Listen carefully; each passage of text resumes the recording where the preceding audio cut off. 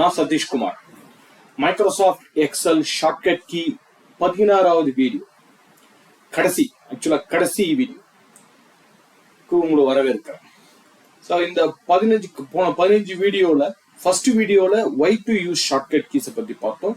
ரெண்டாவது வீடியோல workbook சம்பந்தமான ஷார்ட்கட் கீஸ், மூணாவது வீடியோல ஒர்க் ஷீட், நாலாவது வீடியோல ரிப்பன் சம்பந்தமான ஷார்ட்கட் கீஸ், அஞ்சாவதுல நேவிகேட் ஒர்க் ஷீட், ஆறாவதுல basics and advanced cell selection, ஏழாவது வீடியோல navigate inside selected text blocks, எட்டாவதுல எடிட் கம்ப்ளீட் செல்ஸ், ஒன்பதாவதுல எடிட் கண்டென்ட் ஆஃப் செல்ஸ், 10வது வீடியோல எக்ஸல் பேசிக்ஸ், 11வது வீடியோல ஃபார்மேட் செல்ஸ்க்கான ஷார்ட்கட் கீஸ், 12வது வீடியோல ஃபார்முலாஸ்க்கான ஷார்ட்கட் கீஸ், 13வது வீடியோல ஆட்டோ ஃபில்டருக்கான ஷார்ட்கட் கீஸ், 14வதுல பிவட் டேபிளுக்கான ஷார்ட்கட் கீஸ், 15வதுல போன வீடியோல டேட்டா ஃபார்ம்ஸ்க்கான ஷார்ட்கட் கீஸ். ஸோ கடைசி இந்த 16th வீடியோல என்ன பார்க்க போறோம்னா அதர் ஷார்ட்கட் கீஸ், நம்ம பேலன்ஸ்ல பெண்டிங்கான ஷார்ட்கட் கீஸ் இருக்கு இல்லைங்களா, அதை பார்க்க போறோம்.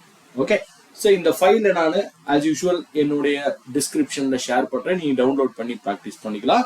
மற்ற 15 வீடியோஸோடைய லிங்க் நான் டிஸ்கிரிப்ஷன்ல ஷேர் பண்ணிக்கிறேன், நீங்க வாட்ச் பண்ணிட்டு வரலாம். ஓகே, ஸோ ஃபர்ஸ்ட் இந்த ஷீட்டை நான் ஓப்பன் பண்ணிக்கிறேன். இந்த ஷீட்ல வேர்டு மாதிரி இல்லை, மைக்ரோசாஃப்ட் வேர்டு பவர் பாயிண்ட்லாம் என்ன ஆகும், ஏதாவது எரர் இருந்துச்சுன்னா ஸ்பெல்லிங் மிஸ்டேக் இருந்துச்சுன்னா ஆட்டோமேட்டிக்காக அண்டர்லைன் பண்ணி காமிக்கும். பட் எக்ஸல்ல அப்படி காமிக்காது, நாமளே தான் பண்ணணும். ஸோ அந்த ஸ்பெல்லிங் அண்ட் கிராமர்ஸ் எப்படி செக் பண்றதுன்னா, எங்க இருந்து செக் பண்ண நினைக்கிறீங்களோ அங்க கர்சர் வச்சுக்கிட்டு ஸ்டார்டிங்ல இருந்து எங்க கர்சர் வச்சுட்டு F7 உங்க கீபோர்ட்ல F7 கீயை பிரஸ் பண்ணா போதும். ஸோ எங்கெல்லாம் ஸ்பெல்லிங் மிஸ்டேக்ஸ் இருக்கோ அதை செக் பண்ணணும். ஸோ LYRன்றது இடத்துல ஸ்பெல்லிங் மிஸ்டேக் இருக்கு, அதை நீங்க இக்னோர் பண்ணுமா சேஞ்ச் பண்ணுமா, இக்னோர். ஸோ இந்த இயர்ன்றதுல ஸ்பெல்லிங் மிஸ்டேக் YAERன்னு இருக்கு, அது இயர்னு மாத்தணும், சேஞ்ச். ஸோ இந்த மாதிரி நீங்க ஸ்பெல்லிங் அண்ட் கிராமர்ஸ் செக் பண்றதுக்கு இந்த F7 கீயை யூஸ் பண்ணிக்கலாம். ஓகே, அடுத்தது ஸோ இப்போ நம்ம ஒரு வேர்டோட மீனிங் கண்டுபிடிக்கணும், இல்லை அதுக்கான அல்டர்னேட்டிவ் வேர்டு யூஸ் பண்ணணும். ஃபார் எக்ஸாம்பிள் நோட்டுன்னு இருக்கு, நோட்டுக்கு பதிலாக நான் வேற ஏதாவது ஒரு வேர்டை யூஸ் பண்ணணும்னு நினைக்கிறேன். இதுக்கு பேர் சினானிம்ஸ் ஆர் தெரேசிஸ்ன்னு சொல்லுவாங்க.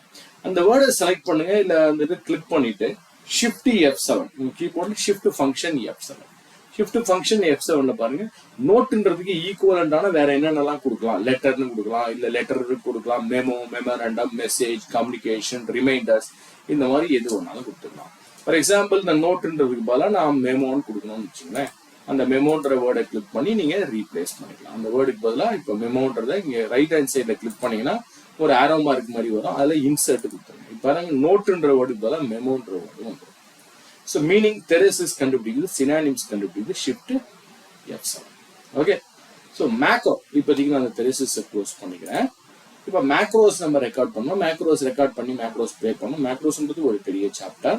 அந்த மேக்ரோஸ் எங்கெங்கெல்லாம் இருக்கு, அந்த மேக்ரோஸை பார்க்கணும்னு நினைக்கிறேன். டிஸ்பிளே த மேக்ரோஸ்னா Alt F8 பண்ணா நீங்க என்னென்ன மேக்ரோஸ் ரெக்கார்ட் பண்ணிருக்கீங்க, என்னென்ன மேக்ரோஸ்லாம் யூஸ் பண்ணிருக்கணும், அது லிஸ்ட் வரும். மேக்ரோஸ் இருந்தால் அதோடைய லிஸ்ட் வரும்.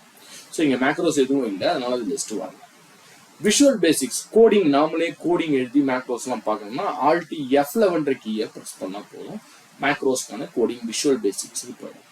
திரும்ப எக்ஸலுக்கு வரதுக்கு அதே Alt F11 ப்ரெஸ் பண்ணா எக்ஸலுக்கு பழையபடி வந்துடும். ஓகே, ஸோ இப்போ இந்த ஷீட்ல பாத்தீங்கன்னா, இந்த ஷீட்ல ஏதோ இடத்துல கமெண்ட்லாம் இருக்கு. உங்களுக்கே தெரியும், இந்த ரெட் கலர் இண்டிகேட்டர் வந்தாலே கமெண்ட். ஸோ கர்சர் கொண்டு போய் எங்க வச்சா நமக்கு இந்த கமெண்ட் காமிக்கும். பட் எங்கெங்கெல்லாம் கமெண்ட் இருக்கோ அந்த செல்லு முழுக்க நான் செலக்ட் பண்ணணும். ஸோ கமெண்ட் இருக்க எல்லா செல்லையும் செலக்ட் பண்ணணும். கண்ட்ரோல் ஷிஃப்ட் ஓ ப்ரெஸ் பண்ணுங்க, எங்கெங்கெல்லாம் கமெண்ட் இருக்கோ அந்த செல்லு முழுக்க நமக்கு செலக்ட் ஆயிடும். ஓகே, கண்ட்ரோல் ஷிஃப்ட் ஓ. இப்போ நான் அடுத்த ஷீட்டுக்கு போறேன். இப்போ இந்த ஷீட்ல பாருங்க, மேனுஃபேக்சரர், பிராண்ட் நேம், ஜனவரி பிப்ரவரின்னு டோட்டல் வரும். ஸோ இதை நான் குரூப் பண்ணி காமிக்கணும்னு நினைக்கிறேன். ஒவ்வொரு தடவை மேனுஃபேக்சரோடைய டோட்டல் என்ன, இங்க கீழே டோட்டல் இருக்கு, ஃபோர்டோடைய டோட்டல் என்ன, இது டோட்டல் இருக்கு, ஹோண்டாவோட டோட்டல் என்ன இருக்கு, இதை குரூப் பண்ணி காமிக்கணும். குரூப்பிங் எப்படி குரூப் பண்ணலாம், எதை குரூப், இது ரோ வைஸாகவும் பண்ணலாம், காலம் வைஸாகவும் பண்ணலாம். இந்த ஷெவ்லேட்ன்றதை நான் செலக்ட் பண்ணிக்கிறேன். எது வரைக்கும் இருக்கு, 8th ரோ வரைக்கும், 9th ரோ வந்து டோட்டல் இருக்கு. ஸோ அந்த டேட்டாவை மட்டும் செலக்ட் பண்ணிட்டு எப்படி குரூப் பண்றதுன்னா Alt Shift Right Arrow போட்டீங்கன்னா ஆட்டோமேட்டிக்கா பாருங்க குரூப் ஆயிடுச்சு. டாப்ல பாருங்க 1 2 வந்திருக்கும். ஸோ 1 கிளிக் பண்ணா அதோடைய கிராண்ட் டோட்டல் மட்டும் காமிக்கும், 2 கிளிக் பண்ணா எக்ஸ்பேண்ட் ஆகி காமிக்கும். அதே மாதிரிதான் இங்க மைனஸையும் கிளிக் பண்ணலாம், கம்ப்ரஸ் ஆகும், பிளஸ் கிளிக் பண்ணா கொலாப்ஸ் ஆகும், பிளஸ் கிளிக் பண்ணா எக்ஸ்பேண்ட் ஆகும். இன்னொரு தடவை பண்ணுமா, இந்த ஃபோர்டுன்றதை நான் செலக்ட் பண்றேன். ஃபோர்டோடைய டோட்டல் வரைக்கும் Alt Shift Right Arrow. இல்ல நீங்க வேண்டாம் அன்குரூப் பண்ணணும்னா ஆல்ட் ஷிஃப்ட் லெஃப்ட் ஆரோ பாருங்க. ஆல்ட் ஷிஃப்ட் லெஃப்ட் ஆரோ போட்டு அன்குரூப் ஆகும். Alt shift right arrow. So இந்த மாதிரி எதை வேணாலும் நம்ம குரூப் பண்ணி பார்த்துக்கலாம். சரி பாருங்க, Honda alt shift right arrow. So இதே மாதிரி Hyundai alt shift right arrow. Mahindra அதையும் செலக்ட் பண்ணி alt shift right arrow. So எல்லாத்தையும் குரூப் பண்ணிட்டோம். இப்போ என்னால என்ன அட்வான்டேஜ் பாருங்க, இப்போ ஒன்னு கிளிக் பண்ணா வெறும் நம்ம டோட்டலை மட்டும் பார்க்கலாம். ஒவ்வொரு ஐட்டத்தோட ஒவ்வொரு மேனுஃபேக்சரோட டோட்டல் மட்டுமே நமக்கு வரும் பாருங்க. இல்ல ஒன்னுத்தை எக்ஸ்பேண்ட் பண்ணா பிளஸ் சிம்பிள் போட்டு பண்ணலாம். 2 கிளிக் பண்ணீங்கன்னா எல்லாமே எக்ஸ்பேண்ட் ஆயிடும். இந்த மாதிரி மல்டிபிளா குரூப் பண்ணீங்கன்னா இது ரோ வைஸாவும் பண்ணலாம், காலம் வைஸாவும் பண்ணலாம். இப்போ காலம் வைஸா பாருங்க, ஒரு எக்ஸாம்பிளுக்கு இந்த ஜனவரி, பிப்ரவரி, மார்ச் செலக்ட் பண்றேன், குரூப் பண்ண போறேன். Alt shift right arrow. அதே தான் அன்குரூப் பண்றதுக்கு alt shift left arrow, alt shift right arrow. இங்க குரூப் ஆகுது குவார்டர் 1. அதே மாதிரி ஏப்ரல், மே, ஜூன் ஆல்ட் ஷிஃப்ட் ரைட் ஆரோ. அது மாதிரி ஜூலை, ஆகஸ்ட், செப்டம்பர் ஆல்ட் ஷிஃப்ட் ரைட் ஆரோ. அக்டோபர், நவம்பர், டிசம்பர் alt shift right arrow. Okay, இப்போ இங்க பாருங்க 1 2 வந்திருக்கு. 1 கிளிக் பண்ணா கிராண்ட் டோட்டல் மட்டும் வேணும். Quarter 1, quarter 2, quarter 3, quarter 4 total. தனித்தனியா பார்க்கணும், பிளஸ் சிம்பிள் பண்ணலாம். 2 கிளிக் பண்ணா எல்லாத்தையும். ஸோ எல்லாத்தையும் அன்குரூப் பண்றதுக்கு எல்லாத்தையும் செலக்ட் பண்ணி ஆல்ட் ஷிஃப்ட் லெஃப்ட் ஆரோ போட்டீங்கன்னா எல்லாமே அன்குரூப் ஆயிடும். இது எதுவுமே எனக்கு குரூப்பிங் வேணும்னா ஆல்ட் ஷிஃப்ட் லெஃப்ட் ஆரோ போட்டீங்கன்னா எல்லாமே அன்குரூப் ஆயிடும். ஓகே, இல்ல இந்த குரூப் பண்ணது அன்குரூப் பண்ணதுலாம் டெம்பரவரியா எனக்கு இதை ஹைடு பண்ணணும்னு வச்சுக்கோங்க. இந்த 1 2 3 ரிமூவ் பண்ண வேணா, ஹைடு பண்ண, ஏன்னா டிஸ்டர்ப் பண்ணுது என்னோட ஸ்கிரீனை. இதை ஹைடு பண்ணணும்னு நினைச்சீங்கன்னா கண்ட்ரோல் 8ன்ற கீயை பிரஸ் பண்ணா போதும். பாருங்க, டெம்பரவரியா ஹைட் ஆயிடுச்சு. டெம்பரவரியா ஹைட் ஆயிடுச்சு. ஏன்னா திரும்பி அன்குரூப் பண்ணிட்டு திரும்பி பண்றதுக்கு பதிலாக டெம்பரவரியா ஹைட் ஆயிடுச்சு. திரும்ப அதே கண்ட்ரோல் 8 போடணும், திரும்ப பழையபடி.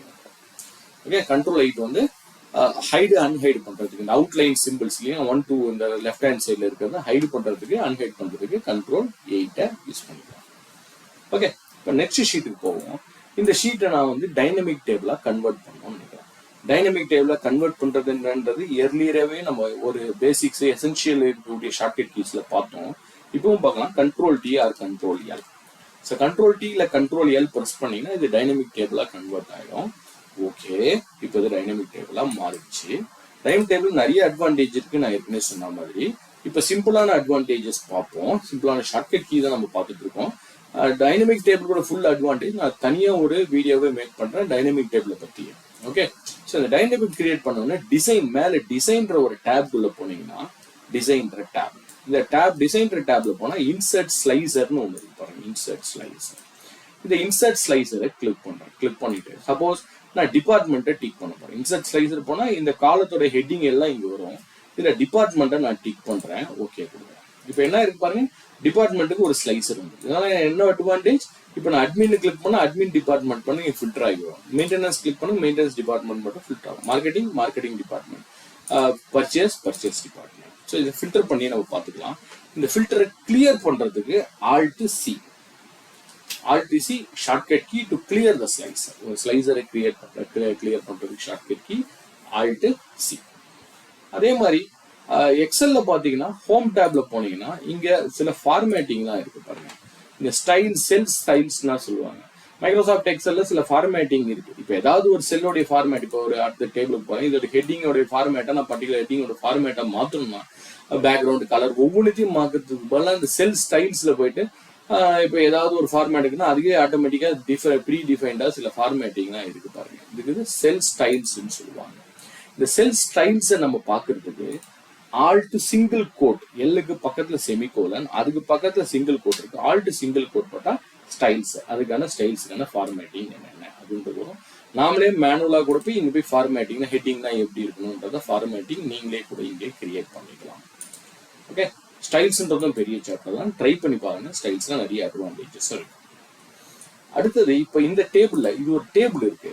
இந்த டேபிள்ல நான் என்ன பண்ணேன், இதை பேஸ் பண்ணி எனக்கு ஒரு சார்ட் ரெடி பண்ணேன். நியூ ஷீட்லயும் இந்த அதே ஷீட்லயும் சார்ட் ரெடி பண்ணேன். இப்போ நியூ ஷீட்ல எனக்கு சார்ட் வரணும்னா டேபிள்ல கர்சர் வச்சுட்டு டிஃபால்ட்டான சார்ட் எதுன்னு கேட்டா எக்ஸலை பொறுத்த வரைக்கும் டிஃபால்ட் சார்ட் வந்து காலம் சார்ட். தனியா ஒரு வீடியோல எப்படி டிஃபால்ட்டா மாத்துறது, நிறைய சார்ட்ஸ்லாம் எப்படி மாத்துறதுன்னு பார்ப்போம். இப்போ நம்ம இதை பேஸ் பண்ணி ஒரு சார்ட் வரணும். ரொம்ப சிம்பிள். உங்க கீபோர்ட்ல F11 function F11 key press பண்ணீங்கன்னா ஒரு புது ஷீட்ல நியூ சார்ட் வரும். நீங்க பாருங்க, பாட்டம்ல ஒரு புது ஷீட் கிரியேட் ஆகி அந்த புது ஷீட்ல நமக்கு சார்ட் வந்துருக்கு. ஓகேவா? இல்ல எனக்கு அதே ஷீட் திரும்ப நான் பழைய ஷீட்டுக்கே போயிடுறேன். எனக்கு அதே ஷீட்லயே சார்ட் வரணும்னா Alt F1 பிரஸ் பண்ண போதும், அதே ஷீட்லயே நமக்கு சார்ட் வரும். ஓகே சரி, இப்போ Alt F1 போட் பண்ணி சார்ட் வந்துட்டோம். ஏற்கனவே ஒரு சார்ட் இருக்கு, இதுல ரைட் ஹேண்ட் சைட்ல ஏதோ ஒரு பிக்சர் இருக்கு, இங்க ஒரு பிக்சர் இருக்கு. இது எல்லாத்தையும் நான் டெம்பரவரியா ஹைடு பண்ணணும்னு நினைக்கிறேன். டெம்பரவரியா ஹைடு பண்ணணும். ஸோ டெம்பரவரியா ஹைடு பண்றதுக்கு என்ன பண்ணலாம், Control 6 ஷார்ட்கட் கீயை பிரஸ் பண்ணா டெம்பரவரியா ஹைட் ஆயிடும். அதே Control 6 பிரஸ் பண்ணுங்க, அன்ஹைட் ஆயிடும். Control 6 hiding or unhiding. Okay, இப்போ நான் அடுத்த ஷீட்டுக்கு போறேன். கிட்டத்தட்ட ஏற்கனவே பார்த்த டேபிள் தான். இப்போ இந்த காலம் முழுக்க இந்த காலத்தோடைய நேம் வந்து நான் பிராண்டுன்னு வைக்கணும். இந்த காலத்தோடைய நேம் வந்து நான் ஜனவரின்னு வைக்கணும். நான் ஒவ்வொரு இப்போ ஜனவரி டோட்டல் வரணும்னு வச்சுக்கோங்க. நம்ம என்ன பண்ணுவோம், ஜனவரின்னு போட்டு இந்த காலத்தை செலக்ட் பண்ணுவோம். அதுக்கு பதிலாக இதுக்கு ஒரு பேர் கொடுத்துக்கலாம்.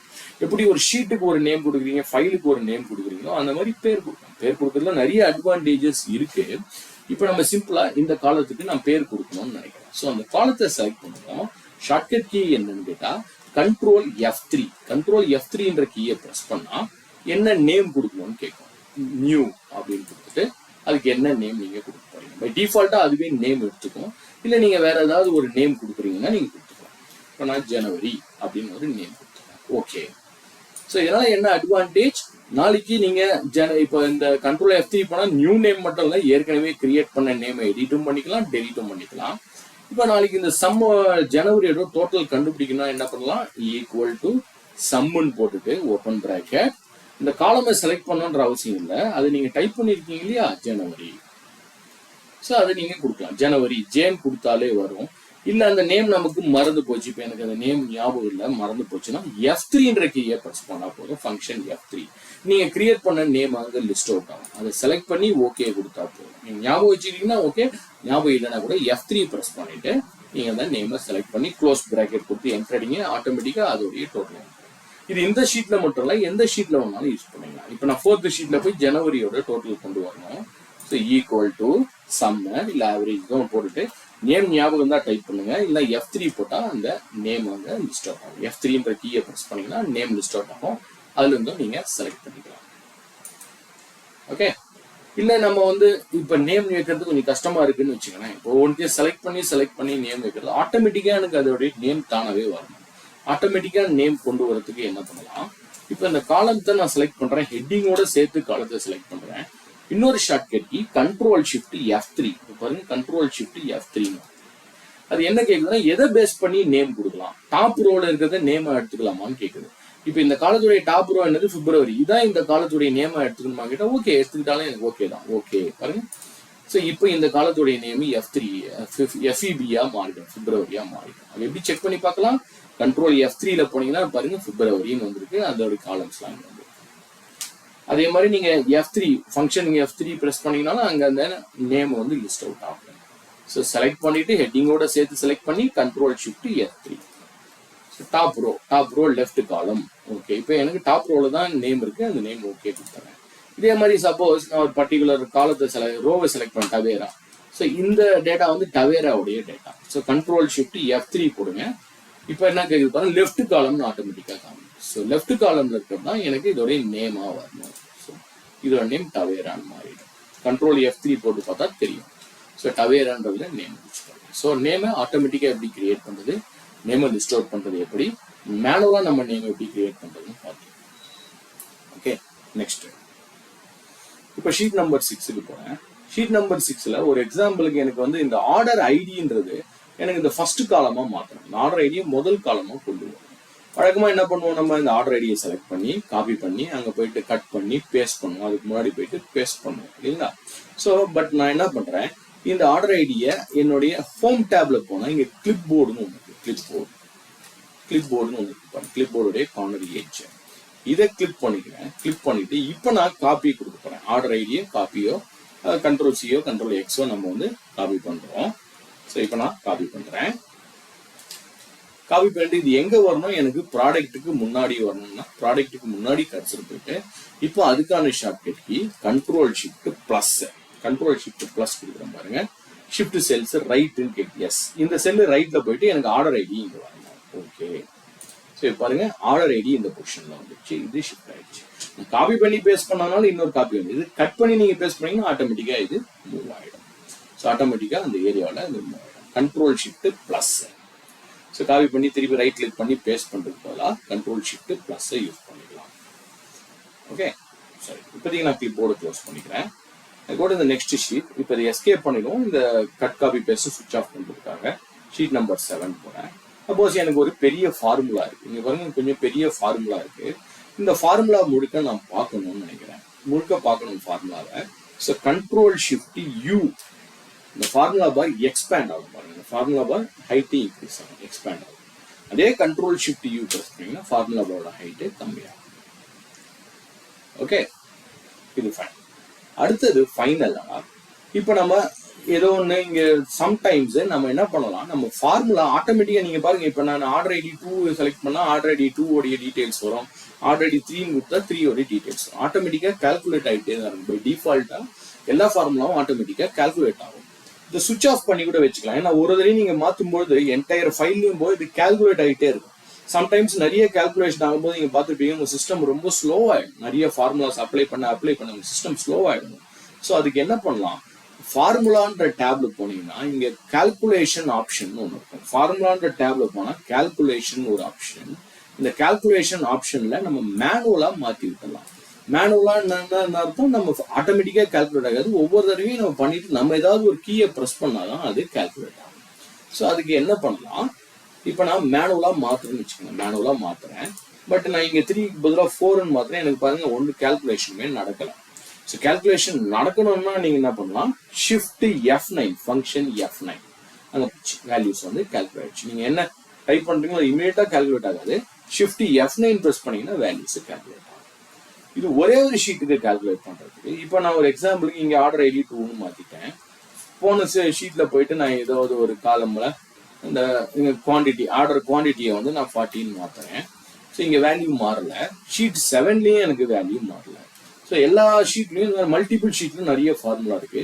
எல்லா ஃபார்முலாவும் ஒரே இதுல கால்குலேட் ஆகும்னா F9 ஒரு கீயை ப்ரெஸ் பண்ணீங்கன்னா ஃபங்க்ஷன் F9 இங்கேயும் பாருங்க கால்குலேட் ஆயிருக்கும். அதே மாதிரி ஷீட் 7லயும் புது வேல்யூ கால்குலேட் ஆகும்.